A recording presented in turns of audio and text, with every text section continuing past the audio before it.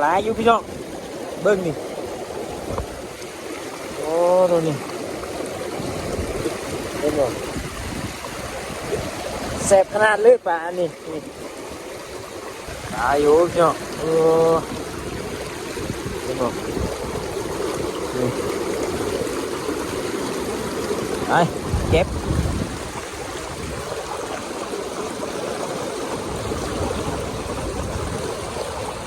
ये sẽ đây lừa lừa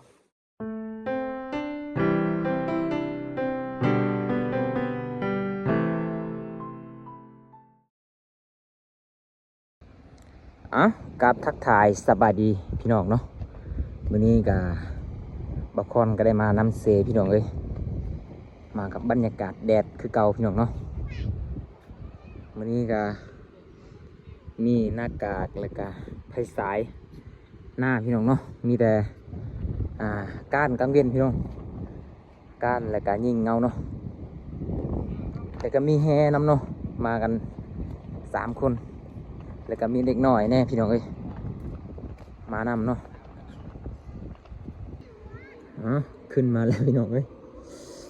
ลงมอดใส่เนาะข่าวเดียวซื่อๆบ่ได้ซ้ำมันหนาวเลยเลยนี่อุปกรณ์หนาวแห้งเลยบ่เจอจักโตเลยปากโอ้ยหนาวซื่อๆพี่น้องเลย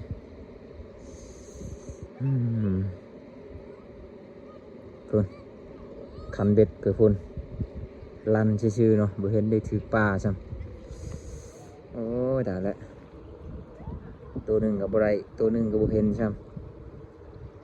ำน้ำมันยังเย็นเลยพี่น้องเลยปลามันยังบ่เข้าถ้ำมันยังบ่เข้าหินซ้ำเนาะถ้าว่าน้ำอุ่นนี่ป่าจึงสิเข้าแถวหินแถวถ้ำเนาะ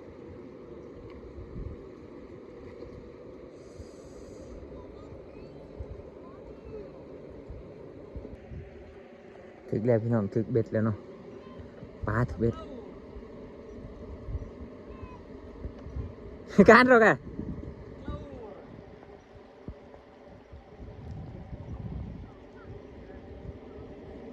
โอ้ปลาลาดพี่น้องเอ้ยปลาลัดแล้วเนาะคิดว่าปลาจาดเด้ดึงคันบักแห้ง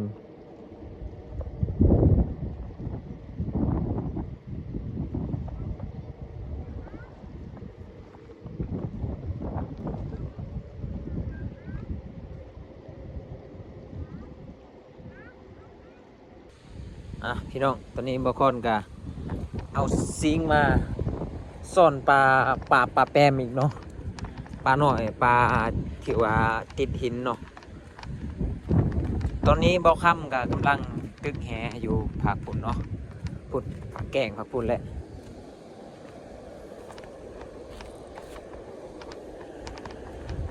บอคอนกะสิลองซ่อนเบิ่ง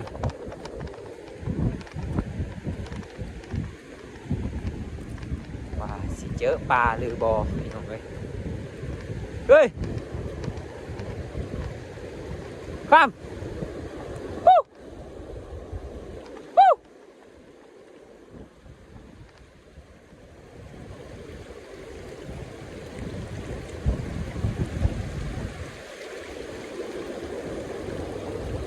บ่ได้ยินเลยบ่คอนห้องเนาะบ่ค่ำนี่เป็นเสียงแก่งเนาะเสียงน้ำไหลก็เลยบริยินนี่ยังวะนี่วะกระตุกเขาแวนนี่วะเขตเข้าใจแล้วเข้าใจแล้ว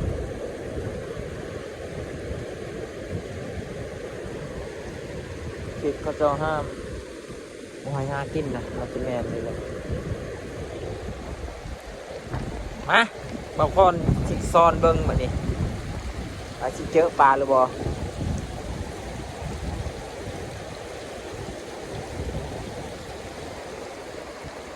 เมื่อกี้นี่เขาซ่อนแล้วเนาะเขาซ่อนแล้วแต่ว่าบางคนมาลองเบิ้งว่ามีหรือบ่พี่น้องเอ้ย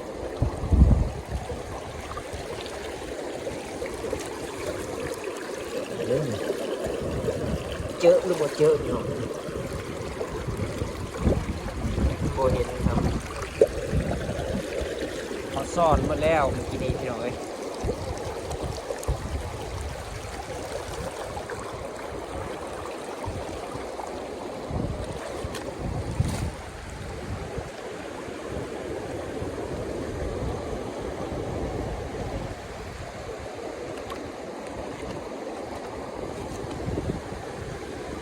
คนเบาคำตึกแฮมันสิไปได้ตึกแบบนั้น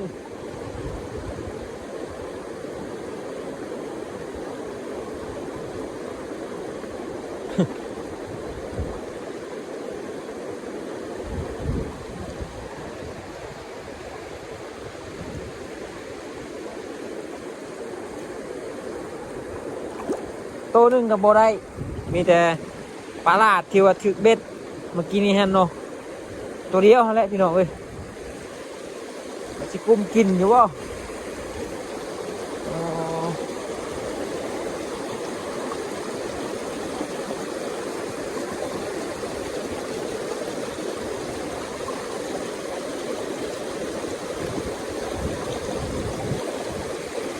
อ๋อกระตุกกระตุกนี่แมนเขาเจ้าอยู่เทิงนี่เป็นเขตสงวนพี่น้องเนาะเขาเจ้าให้หากินแต่คากระตุกหันลงมาลุ่มพี่น้องขึ้นไปพูนแมนหากินบ่ได้เนาะมันจะเป็นสงวนบ้านเนาะ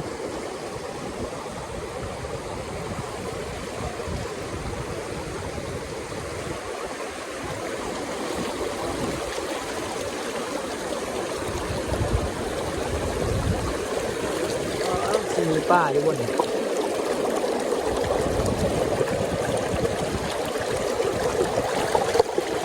บ่ได้บ่ได้บ่ได้บ่ได้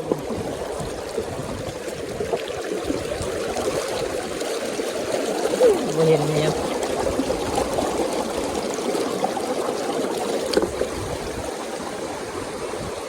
อ่ะเขตสงวน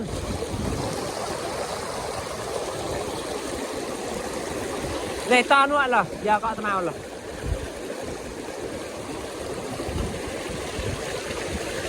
ซ่อนปลานี่ต้องมี2 คนพี่น้องเอ้ยผู้หนึงยกหินแล้วกับผู้หนึงซ่อนเนาะ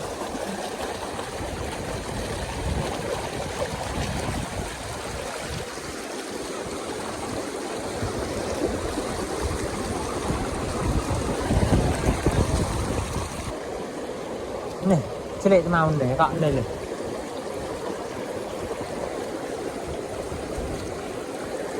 อ่ะพี่น้องลองดูยกได้บ่โอ้ใหญ่เว้ยได้ดูได้ป่ะเปิดแล้วกัน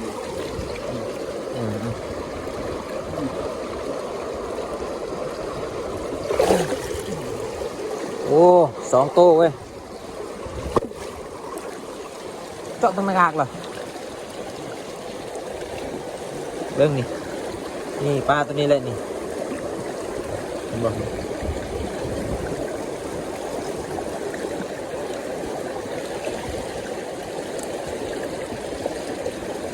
ี่กันเลย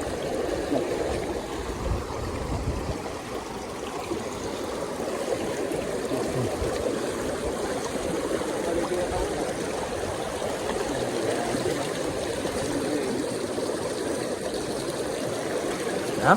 ตรงนี้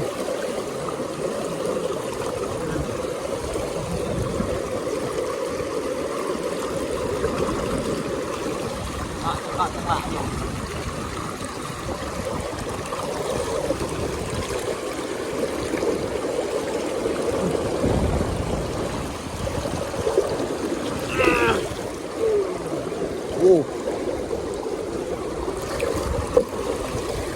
ไป3 โต้ดิเล่นก่อนบ่งกับปลาอันนี้ปลาแกง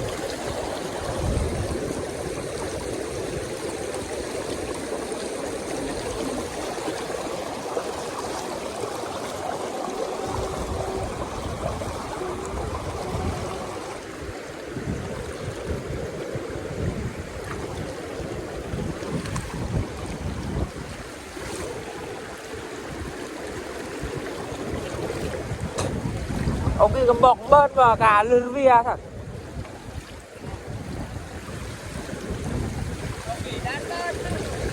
lẹ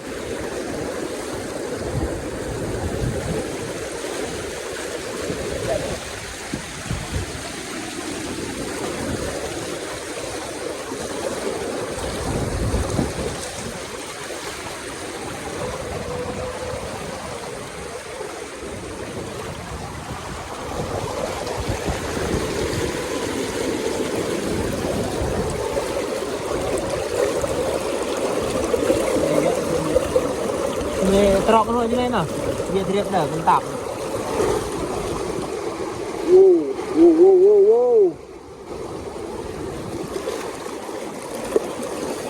ủa lá vô cái giọng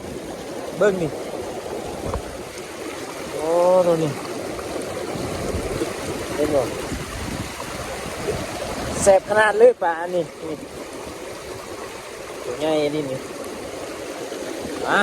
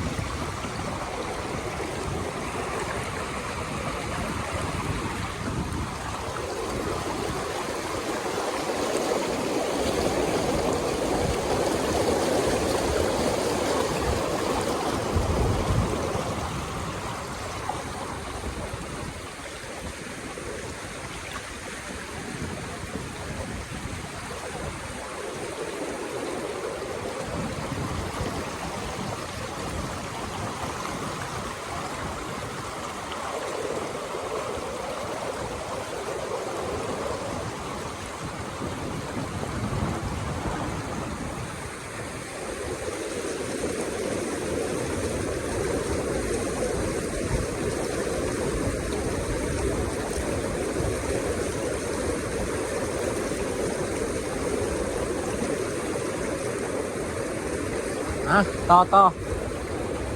mấy cái nhảy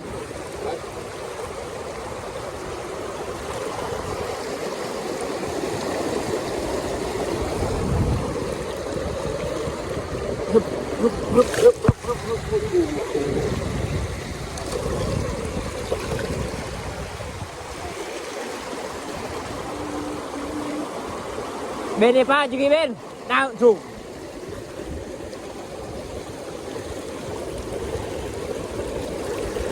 như vậy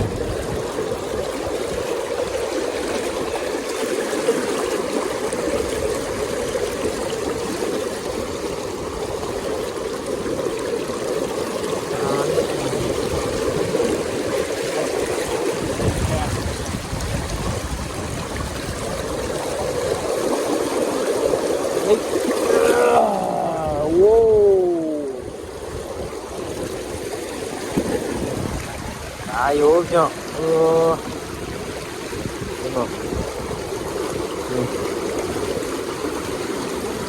đây chép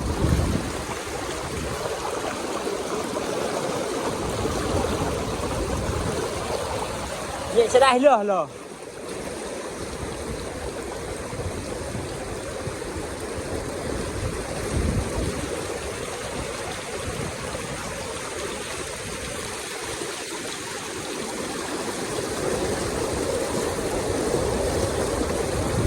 ถ้าเขาบกวนก่อนเมื่อกี้นี้น่าจะได้ไลฟ์พี่น้องเลย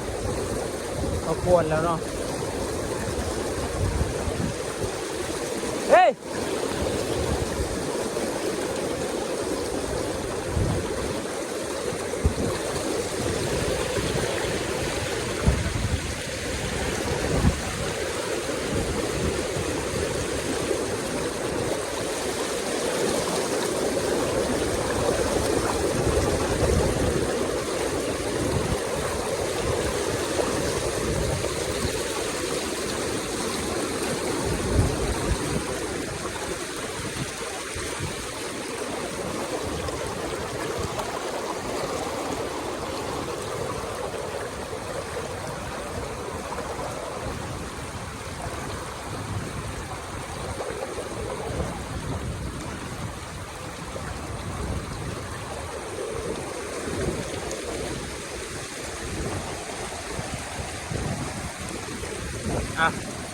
ไอ้ตัวเจนเนี่ย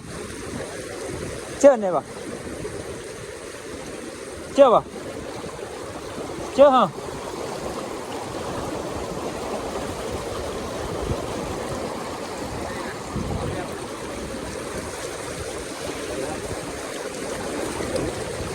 cái tao mình đi tạt rồi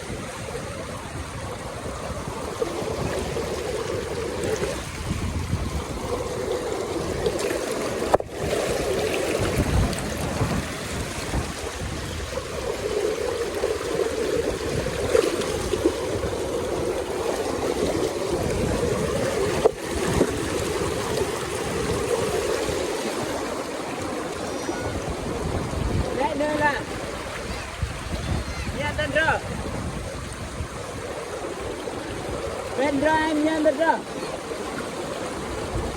อย่าแนมนั่นเลย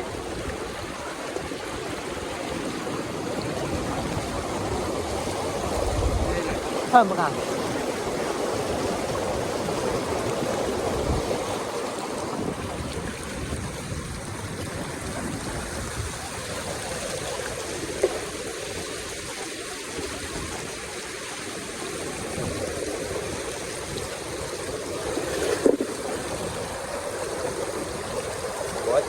บ่เจอมาทางนี้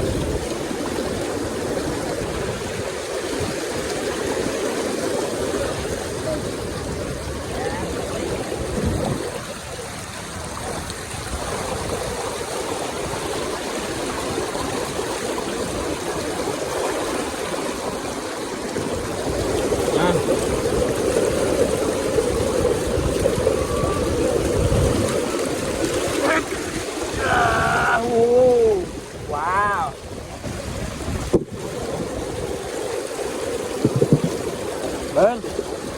โอ้หลายอยู่ประมาณ10 โตนี่แหละ10 ปลายโตไป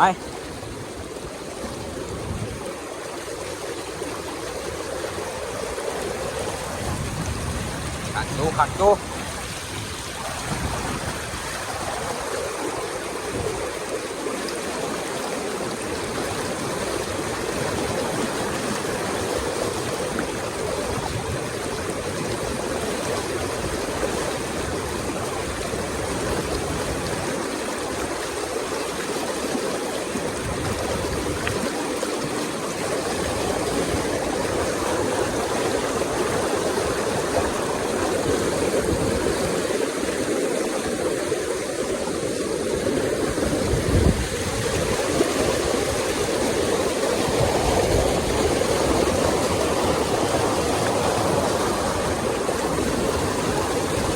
เอาเลย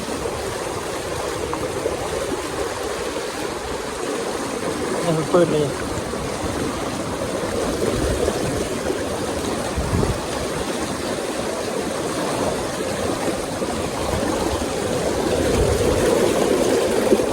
เอาไหม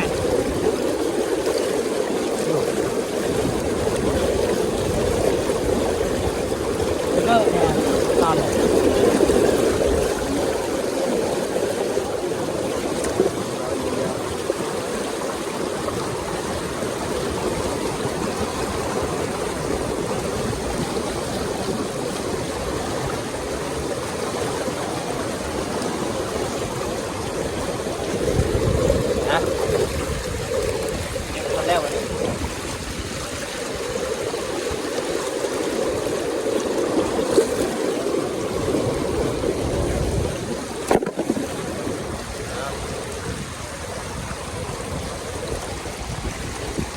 ได้ไหม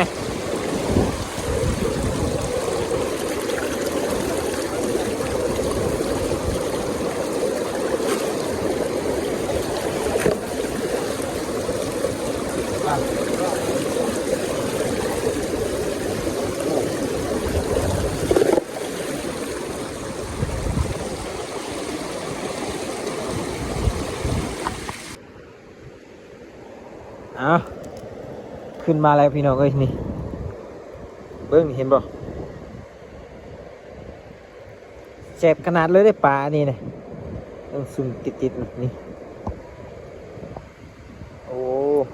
แล้วก็อยู่ในคลองนี่เนี่ยอยู่ในคลองเลยพี่น้องเอ้ยปุดคลองตัวนั้นอ่ะตอนนี้ก็สิกลับแล้วบัดนี้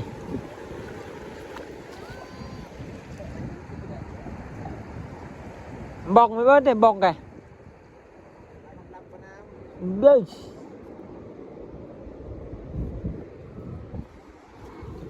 นี่ อะไรครับบ่ ตรงนี้ฮะ ตายงอปืนคือบ่ À, ไม่ได้ก็เอาวางไว้ นี่เห็นบ่นี่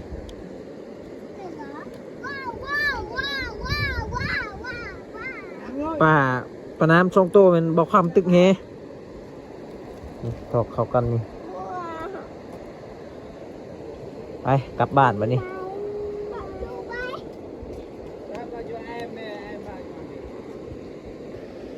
3 คนหากินได้สำนี่